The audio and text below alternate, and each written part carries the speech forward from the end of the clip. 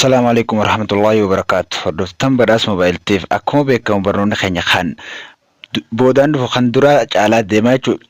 Akkuma beekamu barnoota adda addaa appilikeeshinaa fi settingii adda addaa kan isin barsiifne hedduutu jira. Ammallee barnoonni nuti isiniif qabnu barnoota hedduutu jira. Yeroo dhiyootti barnoota adda addaa YouTube subscribe erga gootaniin booda hedduun jala harkachuu dandeessanii isiniin jedha. Akkasumatti YouTubni kun maal fa'aa dabarsa jettanii kan na gaafattan hedduutu jira.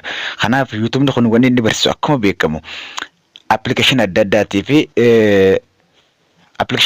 fi settingii moobaayilaa hedduudha barsiisaa jechuudha.